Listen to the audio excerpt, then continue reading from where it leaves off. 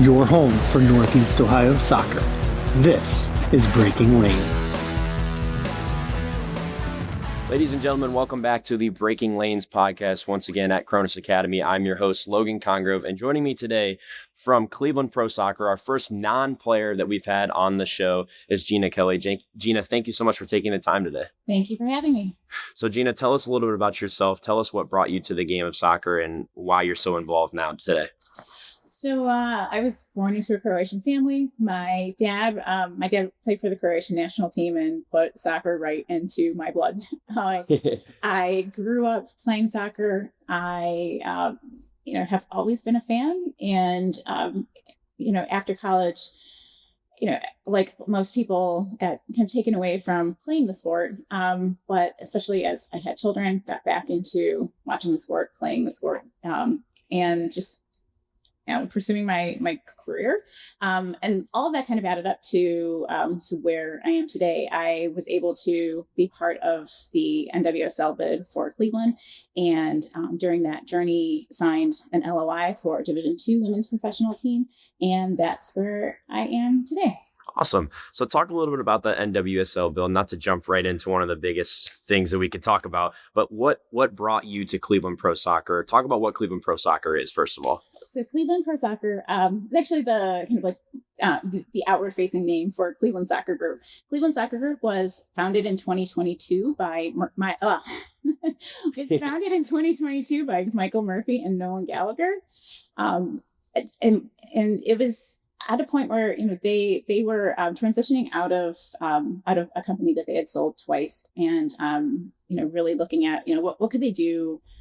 What could they do next? And Michael likes to refer to this as his third quarter of life project. But when they looked around Cleveland, they realized, we were the last top 20 market that didn't have professional soccer.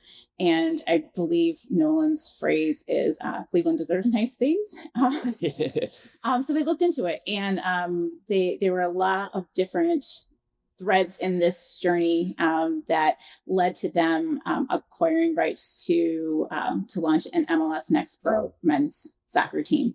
At the same time, they were pursuing a women's team. They put their first bid in for the NWSL in 2022. They made it to the Final Four, and the process kind of stopped when they were asked where are they going to play. And so then they took a step back and spent a year trying to figure out, where to build a stadium, how to build a stadium, how to, all the things that go into that. They came back, launched the next bid in late 2023, which is when I came on. I kind of elbowed my way into the room. As I always say to people, one of the amazing and magical things about Cleveland is it's never too big for you not to kind of talk or network your way into a connection with someone.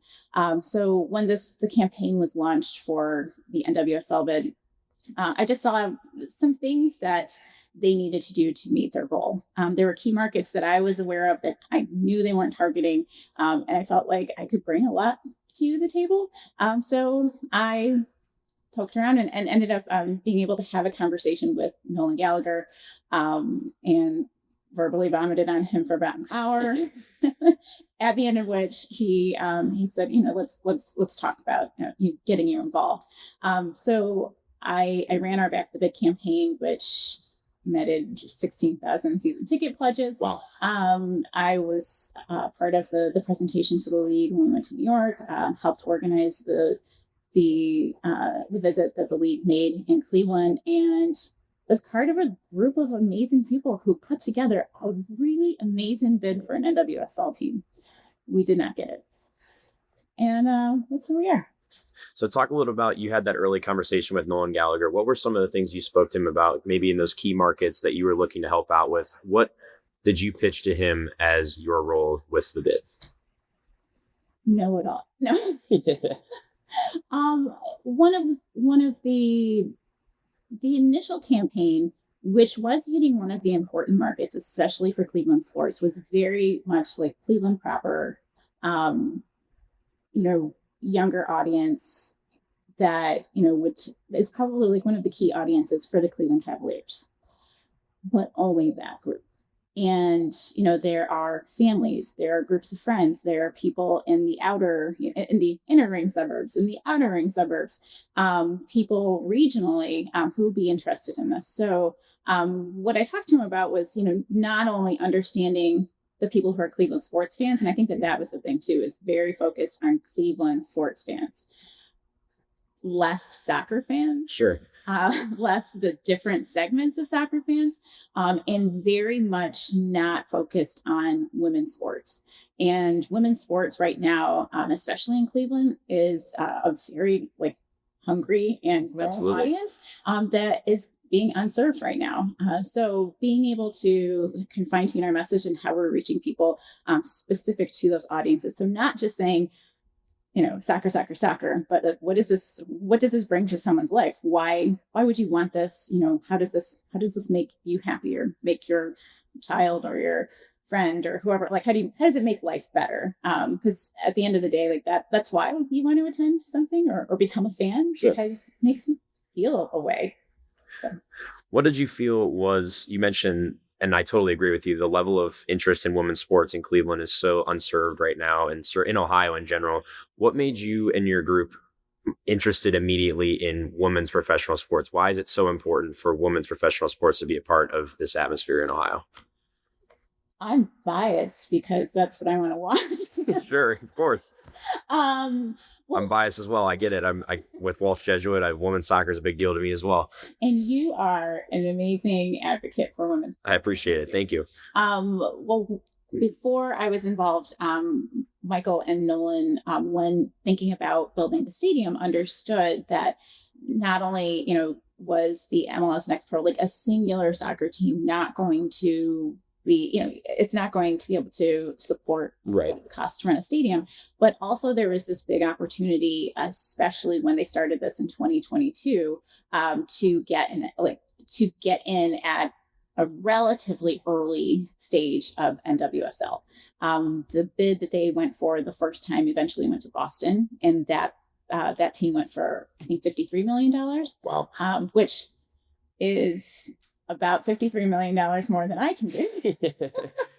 But compared to Denver last year at $110 million, you know, just 3 years ago, like less than 3 years ago, you know, it was, relatively speaking, a lot more accessible to markets.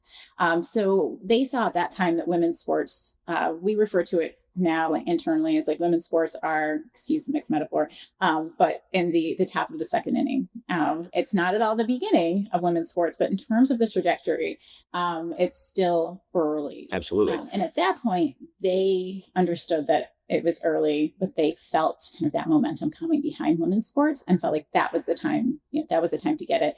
And again, Cleveland deserves nice things. So they felt like Cleveland, you know, we really want to bring soccer to Cleveland. And from the beginning, like the vision was men's and women's sports. So men's and women's professional soccer. So you talk about that momentum that was kind of coming in with women's sports. Talk a little bit about the Back the Bid campaign that you managed. How did you use that momentum to get all those season ticket pledges, get the support that you guys were looking for the bid?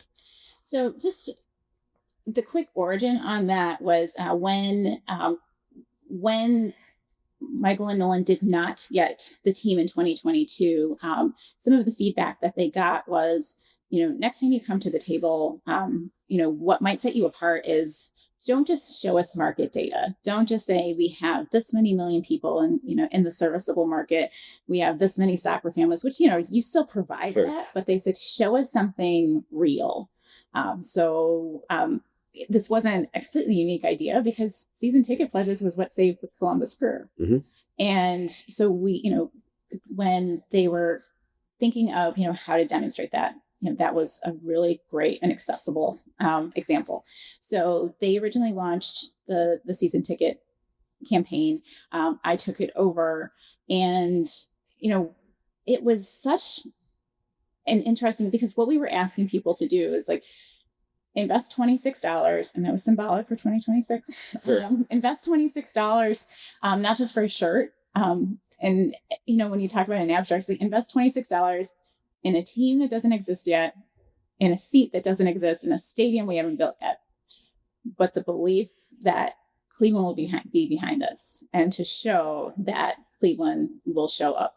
And people did it. And they, as what we saw along the way, and was really heartwarming, every time we would share news that made it more real, like sharing our stadium renderings, announcing that we were, that we had officially submitted our bid. Like the day we sent an email, all it said was like, our bid is submitted, like, let's go win this.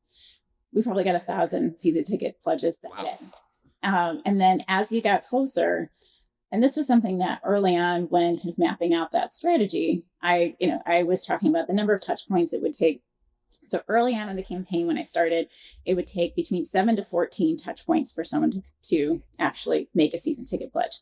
By the end of the campaign, where we had plenty of media, we had, plenty of awareness of what was happening. And as those more and more real announcements happen, that it was maybe 1 to 2 touch points where people would hear about what we're doing, they believe in it, and they'd say, I'm willing to take this risk. It was like, you did get a shirt. So it wasn't just like you gave us $26 and we were holding on to it. You got a shirt. And also, now that can convert into a season ticket deposit. But at the time, it was, we just kept seeing, as it became more real, people, kind of attached themselves to that dream. And we're like, yeah, let's be part of this group that's lifting this thing together. Absolutely. Did you speak with any like local soccer officials, local soccer people to try and gain more traction on your bid, gain more traction on the season ticket pledges? What did you do to gain attention for what you were trying to accomplish? Oh, worked every single day for a year and a half.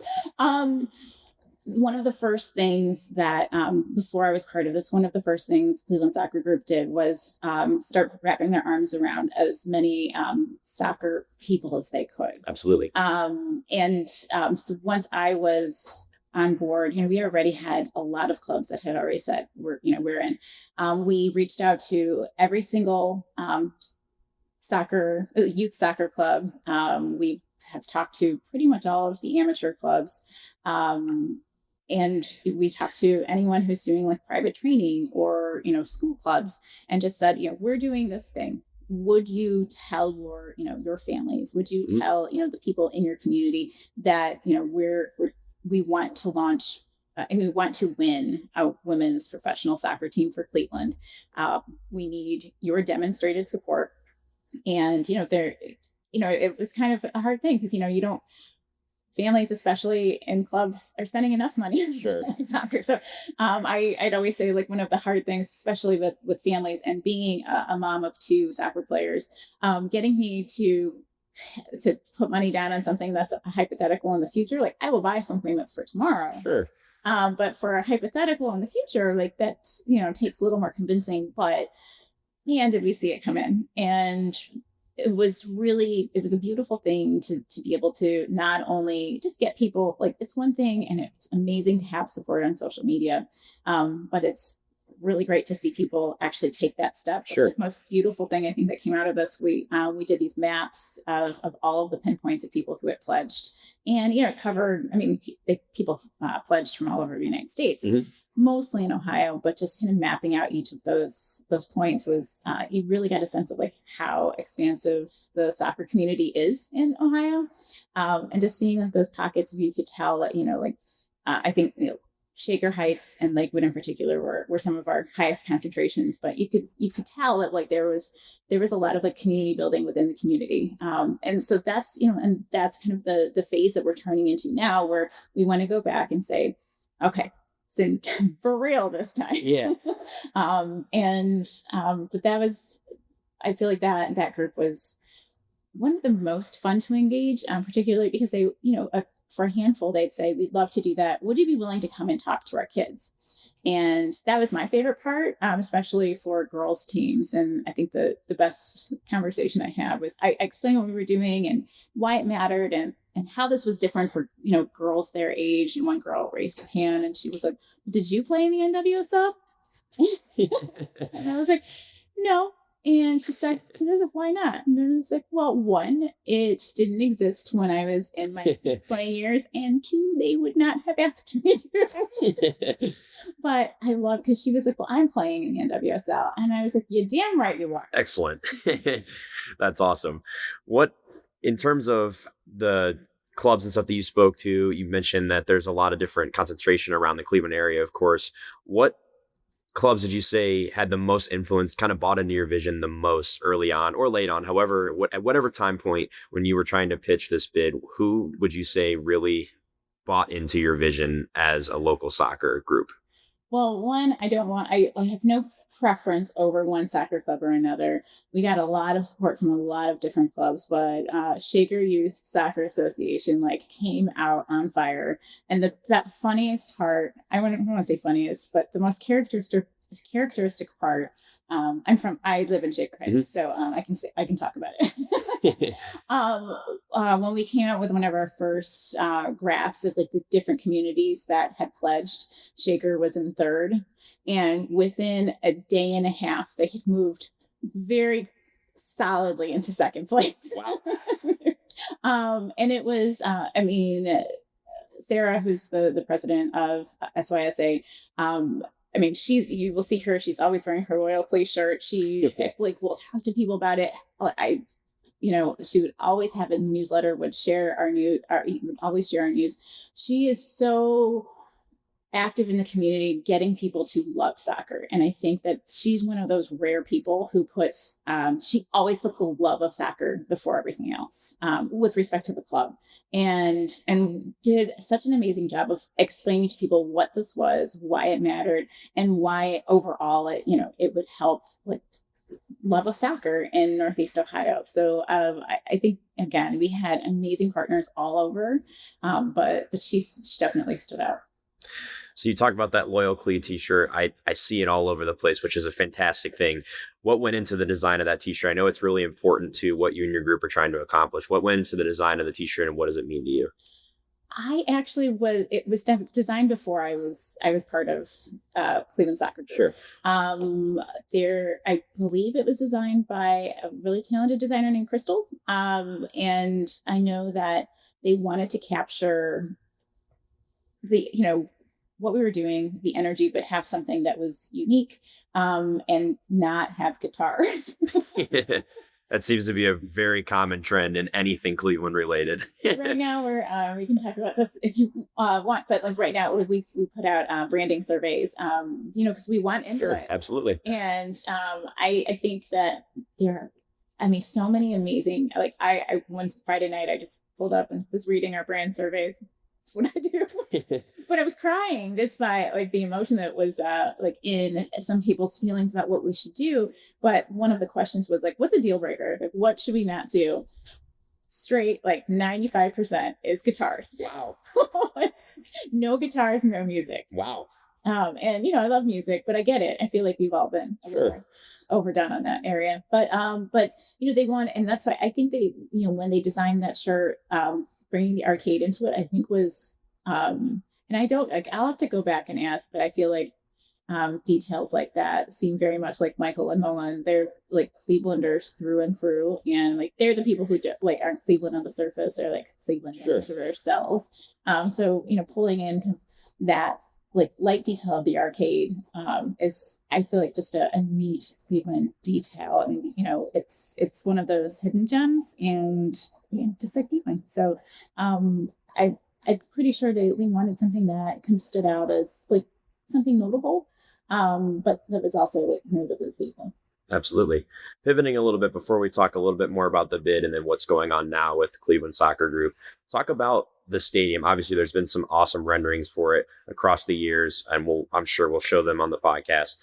But talk about what went into those renderings. How'd you guys go about finding a location in Cleveland? Obviously, Cleveland's a pretty crowded city, so you have very limited availability. What were you looking for in a space in Cleveland, and how did that process come about? So when they realized the urgency of the stadium with respect to a bid, they looked at a lot of sites. Their sites just outside the city, different, what they wanted was something downtown. There's, it's downtown, so it's fairly it's fairly dense. Sure. So there weren't a lot of options. They certainly looked at, Cleveland State as an option. Looked on the near east side, looked on the near south side.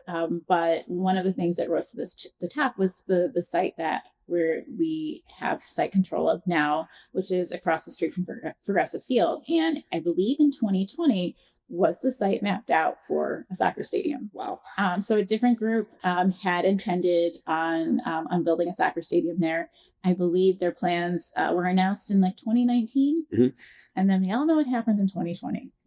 It was can't do too much. Right. I'm assuming, and I don't know the group that did it, that was involved. But I'm assuming like on the edge of purchase or building a mass audience venue in 2020 when we didn't know if we were ever going to be in groups again.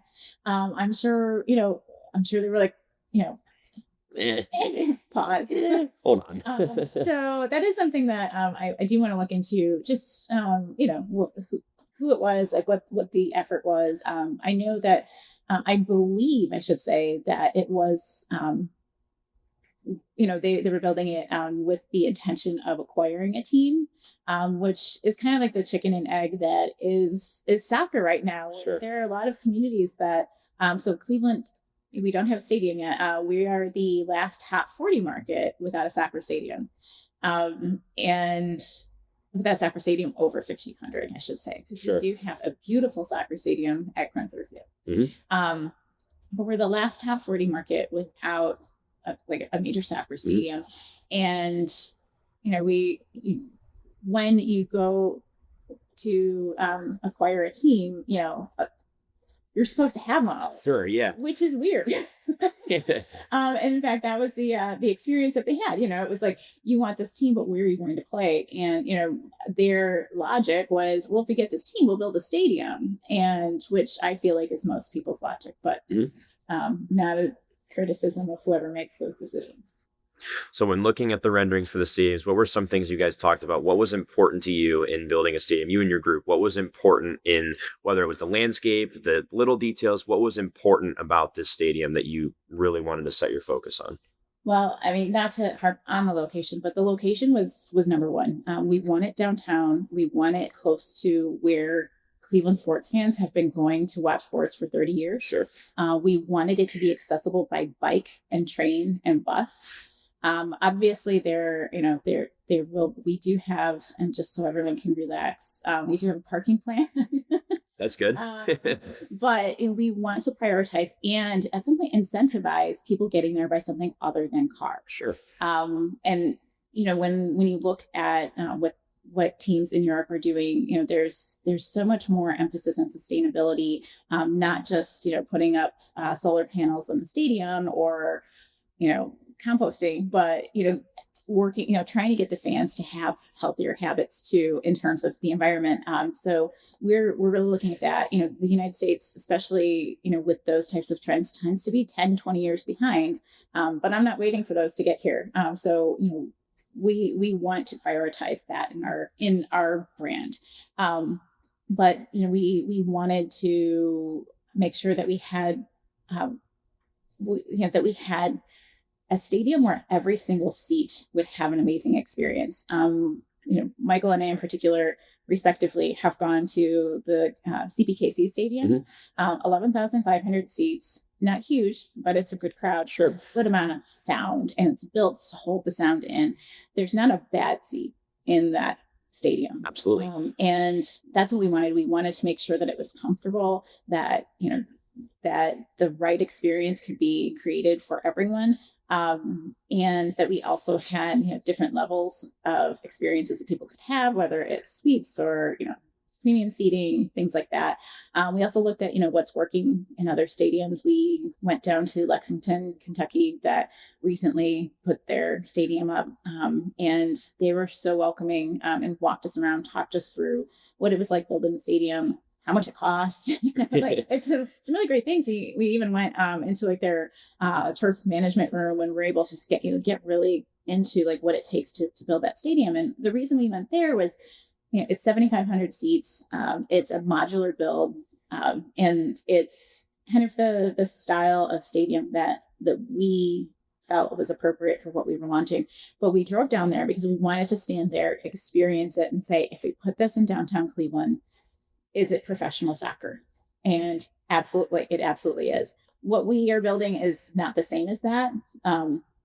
It's we're a bigger market, so Sure. a little more premium, especially with with suites and certain amenities, because we know that we have a market for it. And we try to take into consideration to what else can happen there. So we are building it so there are sleeves in the ground for, and that might not be the right word, but for like rugby pole. Oh, wow. Might not be pole.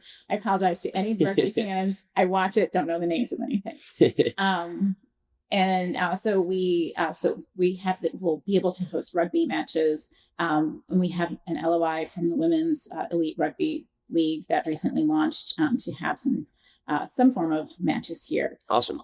As well as some lacrosse leagues. And we want to be able to build it so that it's not just these two soccer teams. We want to be able to make the most of the stadium. So right now we have plans and LOIs from local high schools and colleges and various events to host about 60 events a year. So we think that is a good amount to make. I mean, that's more than once a week, which is more than a lot of outdoor venues, but also not enough to tear the place down. Sure.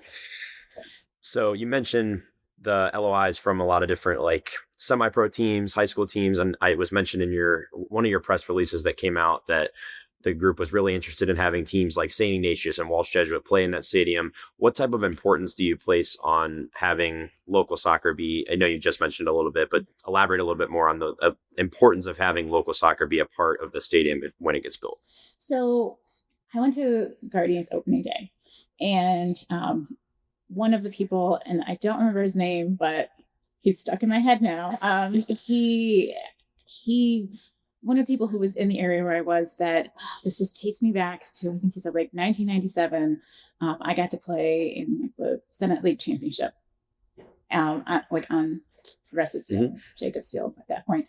And he was just talking about what it felt like as a high schooler or being on that field and playing, and that to us. So when we started thinking about what were the best ways to make this a community asset, we put soccer. This sounds really cheesy, but too bad. We always put soccer and dreams first. You build, there's so much we know how to do. We know how to do business. We know how to build business around it. But if you let soccer and dreams lead and just figure and build around that, that's where leading with your heart with something like this, I feel really helps you find the ideas and the partners that are going to make it successful. So thinking about the old I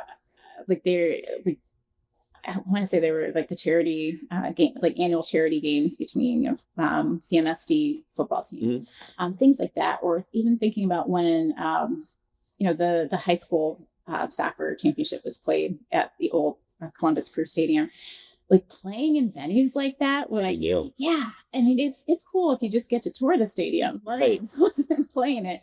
So that was part of what we want. We want to build this as a community asset, not just to stare at, but to be part of. And that's something that we want to, as we're planning our actual matches for these teams.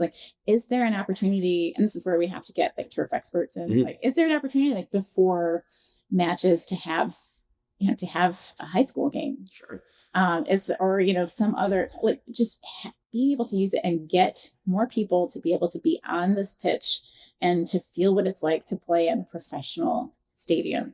And so that's when we started thinking about the local partners that we could have. It was not only, we don't have, this fills a gap in the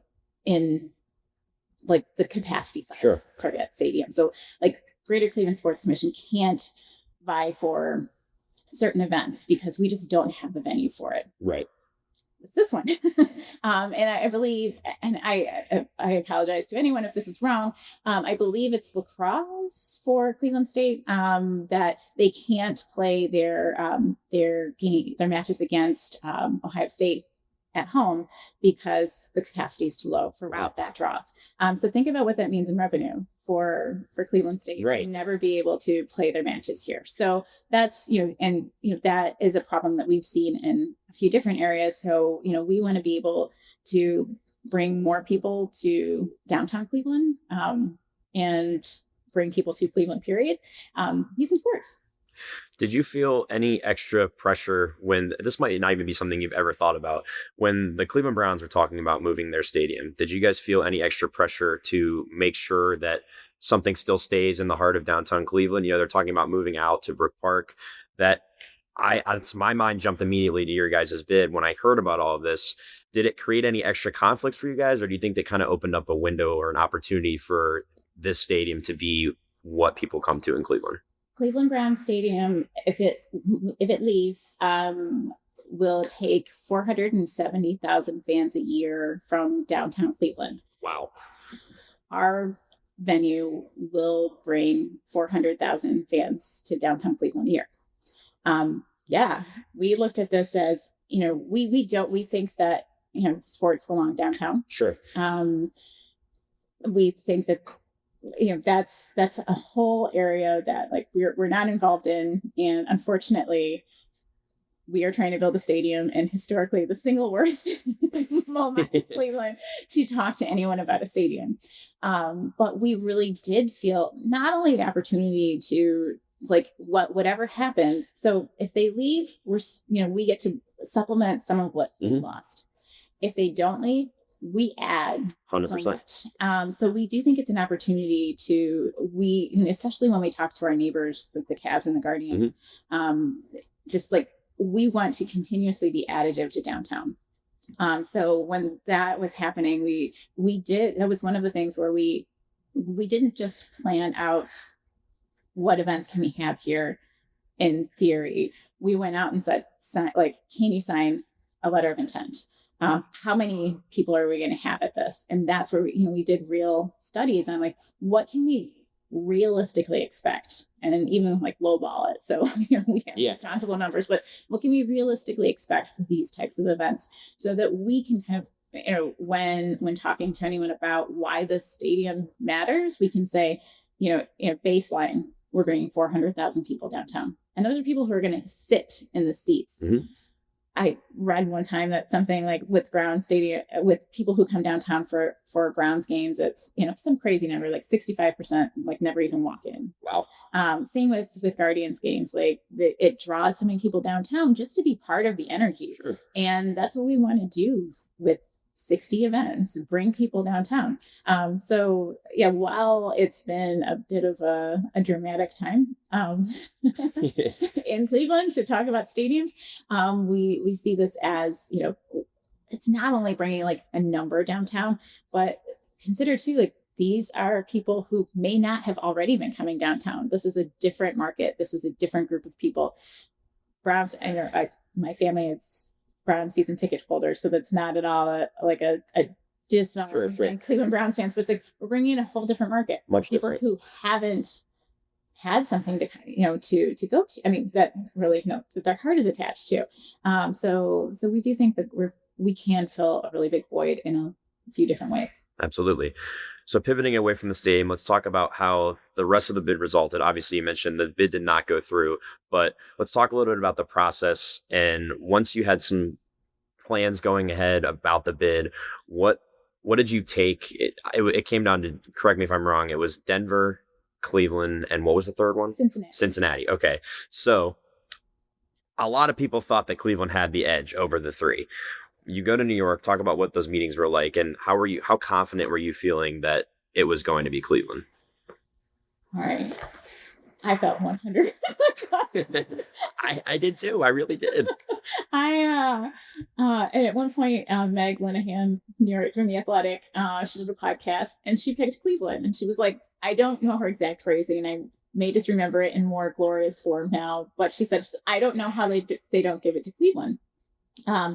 What we presented in New York was our ownership group. We had a really strong group of people who were supporting this. It's not just Michael and Owen. They lead the group. They're the co-founders, but there were other people around them. Unfortunately, it's confidential. Sure. But who had the pockets to support like an investment in a stadium and the team and the future of women's soccer in not only Northeast Ohio, but we really thought the people, especially Michael and Nolan, with their background in media and content, and some of our other investors, that we were bringing expertise to the table that no one else was going to. So it wasn't just, here's a really strong market that, oh, by the way, already has 16,000 season ticket pledges, but we bring all this expertise that's going to elevate the entire league. Like this is the group that you want sitting, by your side for the next 10, 20 years to take this league to the next level. And, then of course we had our stadium plan. So basically what goes into this process. So you submit not paper application, but like an online application with, who your ownership group is, all the financials, sure. And information about your market, and then where you're going to play. So basically, it's a business case. You're making a business case for why on earth you should start a business here.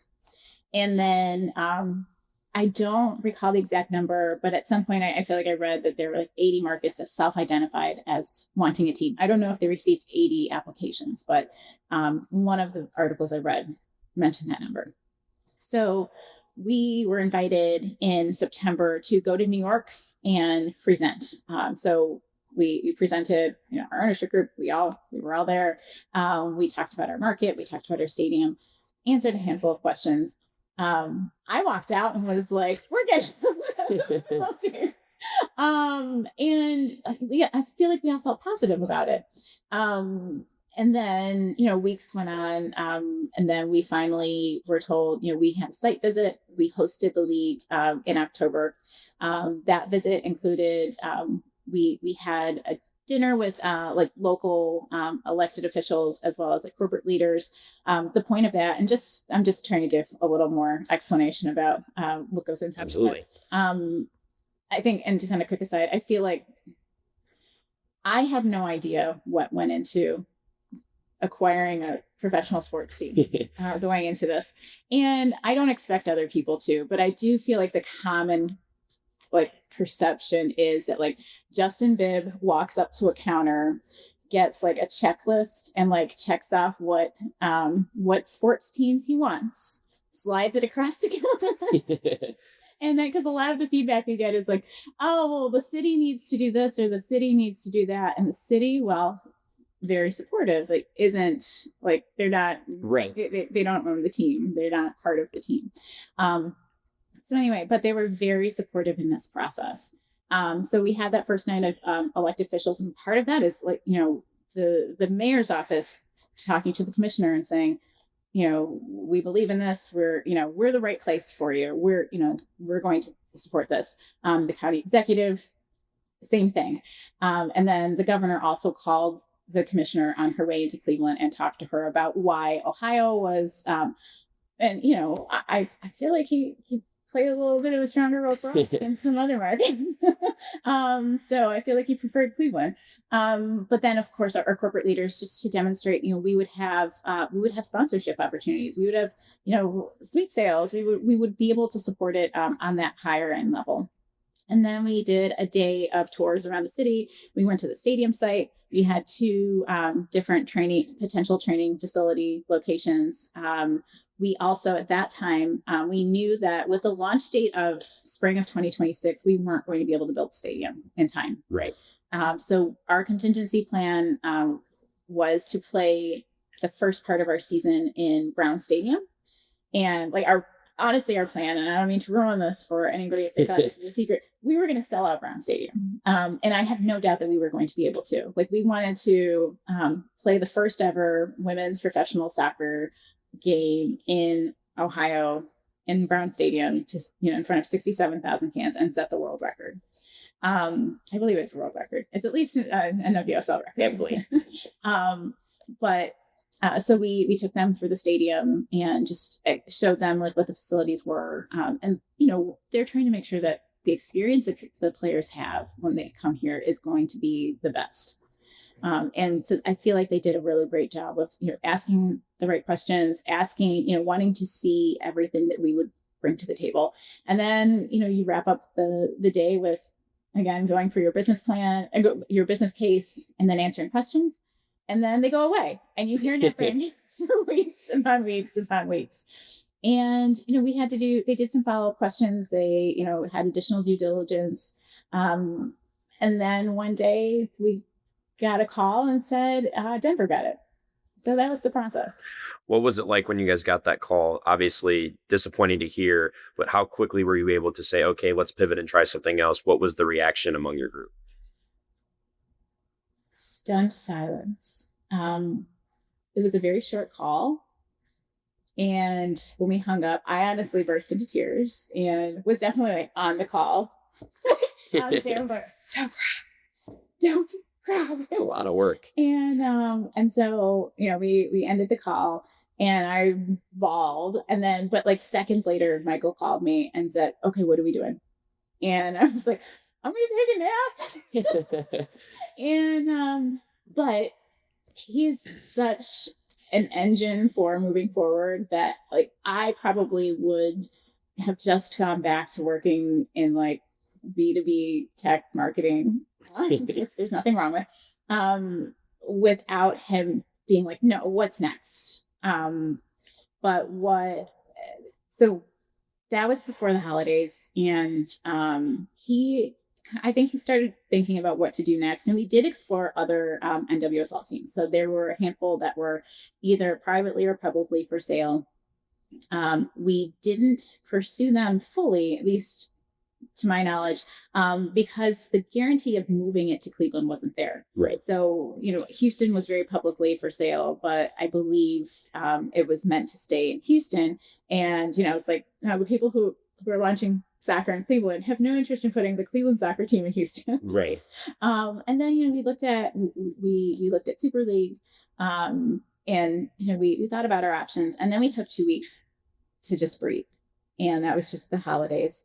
And then, so a few steps back, July of 2024, I had interviewed probably 200 people for jobs. I had a general application on our website because I knew, should we get this team, we needed to ramp up fast. So I started doing, I just started doing really quick interviews with people to understand what they did, where they could fit in, so that if we need to hire, already did first interviews.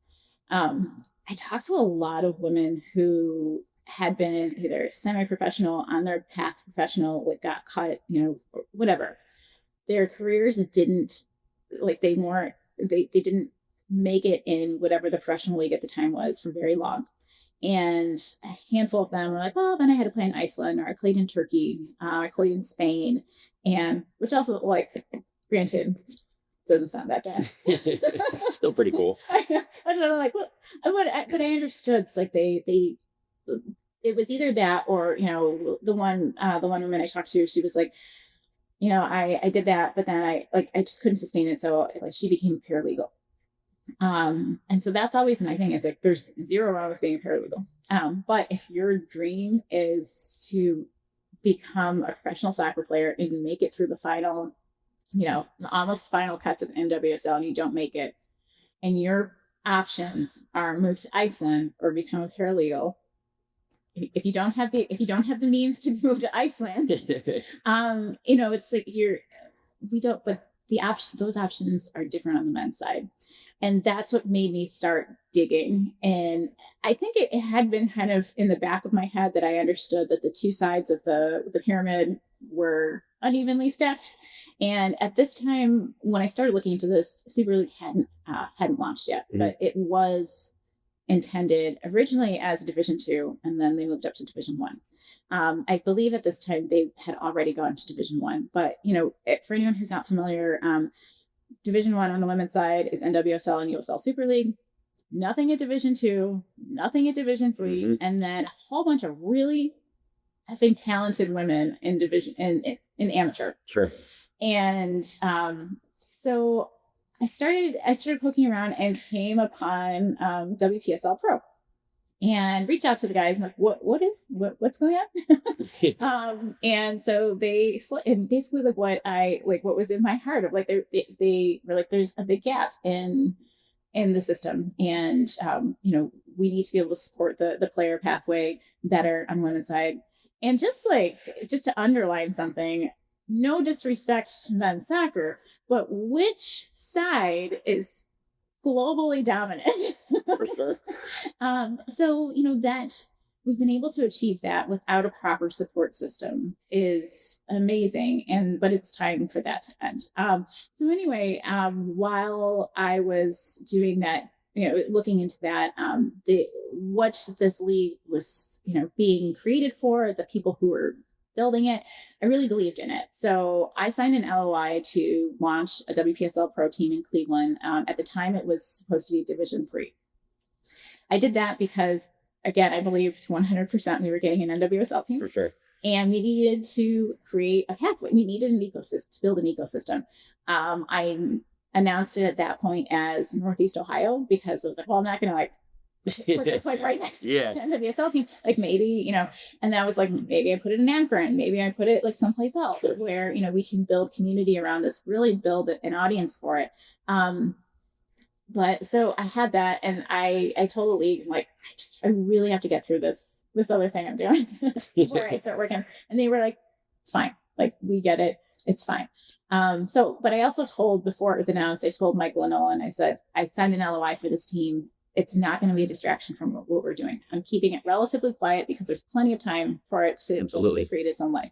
And they were like, that's great. Like, and they were so supportive. And I think like the first thing that Michael did, his background, he's an attorney, and he was like, well, let me read your contract before you sign something. But it was like immediate support for what I was doing, on the outside of what our project was. And so anyway, so that was in June, July, and then fast forward again to December.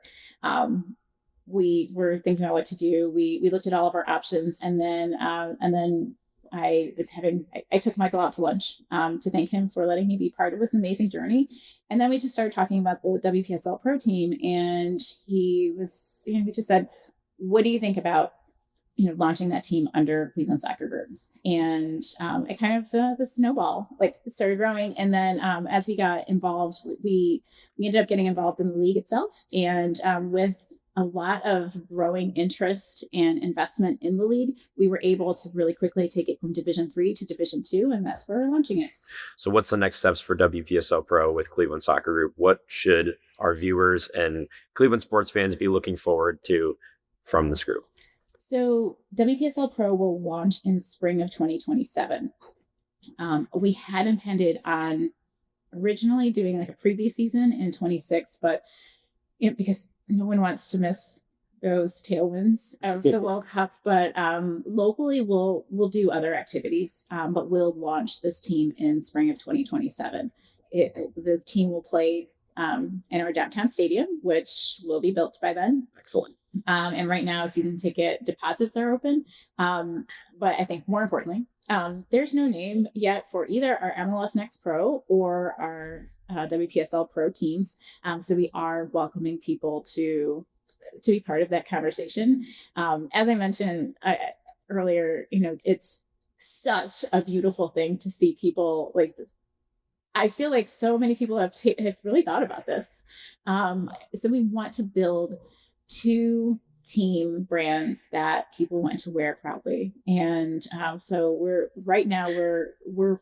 like on that level, like we're really thick into that part of the process, as well as, all of the things about sanctioning, Absolutely. Like on the team side. And then on the league side, it's really an amazing experience to be part of the birth of a league. I'm mostly an observer right now.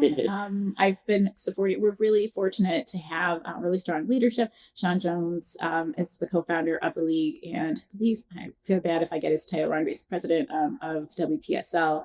The commissioner Kendra of WPSL is part of our advisory too. And then the advisory CMO is Kayla Green, who was the founding marketing director for Angel City FC. I believe she was employee number 3. Wow.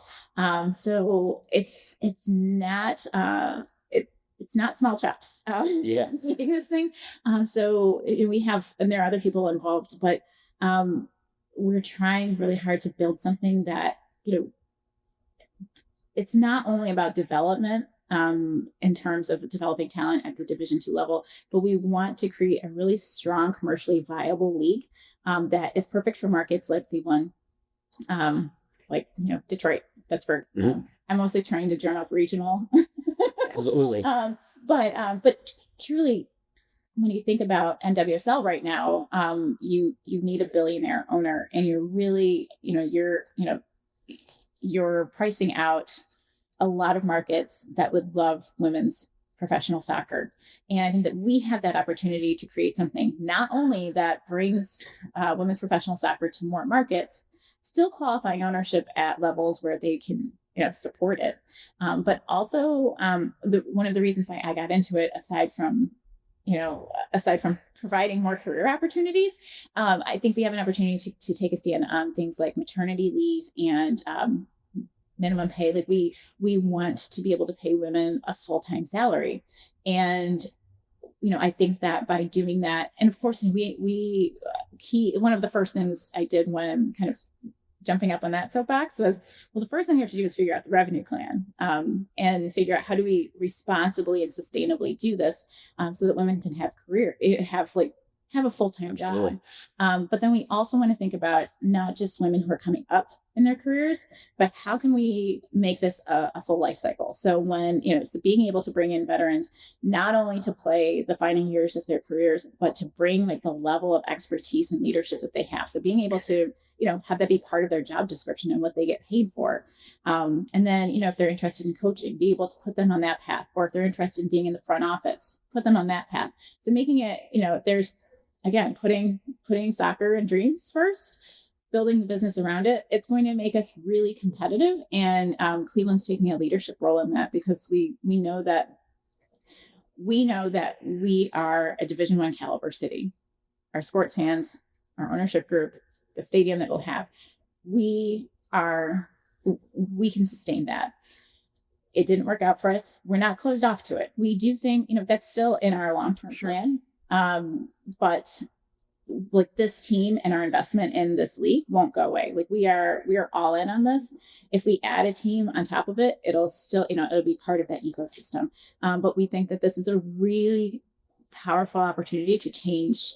It's when we showed up in the NWSL bid, we didn't do it to just kind of be included in a list. Right. We wanted to kick the effing door down and say, Cleveland's here. And it was about damn time that Cleveland. Absolutely. And while that opportunity didn't work out as much as, again, I feel like, I've spent a lot of time grieving that. And I think that I do still think we deserved it. I do feel like, we are taking the momentum that we created, and, we're making our own luck. And we're going to build something that changes the course of women's professional soccer. And so back to your question, an hour and a half ago, what fans need to know is if we show up for our MLS Next Pro team, and we show up for our WPSL Pro team, we show up for all of our soccer teams, for Akron, for Cleveland, for all of our teams, and we build this amazing foundation for soccer here, you can have whatever damn team you want. The leagues will come to us and say, we need Cleveland in on this. Absolutely. And that's what we're starting to do, and that's what we're building. And with such a strong plan heading into 2027, how can viewers and potential supporters support what it is that Cleveland Soccer Group is building? Generally sign up and get on our list. Follow us wherever we are. Over the next year, we'll ask for a lot of opinions and feelings and input about how to build this, because that's what soccer is. Soccer comes from the ground and grows. I believe fully in that, and it doesn't happen overnight. So this will be an ongoing process. But next year in particular, next year is year zero. We'll be releasing our brand. We'll be releasing, year zero kits, things like that. We'd love for people to wear our team proudly on their chest when it comes out. Tell a friend. And especially around the World Cup, we want to do activations all around Northeast Ohio to get not only soccer fans to watch soccer together, but get people to play, even if they're terrible. But then, what's really important to me right now, what people can do, especially on the brink of May, show up to your local soccer team. Go to games. We have amazing teams all over Northeast Ohio. Last year we kind of dabbled in, I wouldn't say dabbled. We ran a campaign called Summer of Soccer, which is trying to get awareness out about what teams there are in Northeast Ohio. Mm-hmm. And we want to go in a little more on that. Last summer got a little busy. But we want to go, and just try to find ways to get more people to realize what we have here. And, we didn't start soccer because soccer was just because soccer was growing in the United States and the World Cup was coming. It's like, no, it's here. Mm-hmm. We have soccer fans. We have people who love soccer, play soccer, want to see more. But I think that what I would say is what our responsibility and our opportunity is to our grassroots teams, our local teams, we need to fill those stadiums. But that's part of what we're here to do. It's not to just plunk two teams on top of everything, but to fill everything and just make soccer part of regularly scheduled programming for all of Northeast Ohio. Absolutely. Gina, any final thoughts before we get ready to close out? Thank you for having me, and thank you for all that you do. I'm not sure how much people understand all of the work that you do for the different levels and teams of soccer and that you have in Northeast Ohio. So you are such an important energy behind growing the game. So I appreciate you so much and what you're doing here. Thank you so much. I appreciate it. Well, this has been another excellent episode of the Breaking Lanes podcast. Once again, I'm your host, Logan Congrove. Joining me was Gina Kelly. We are once again presented by Kronis Academy and Robby Vallarelli in the Visual Kingdom with assistant producer Dan Groen. Gina, once again, thank you so much. Thank you. And make sure you support local soccer and support Cleveland Pro Soccer in any capacity that you can. Perfect. Thank you so much. Yeah, Death Grove. I was working mine too. And then last thing I'll have you sign. We have everybody that comes on to sign a Kronis kit. Oh, cool. I'll take a picture. And then we'll take a quick picture too for the promo. Oops.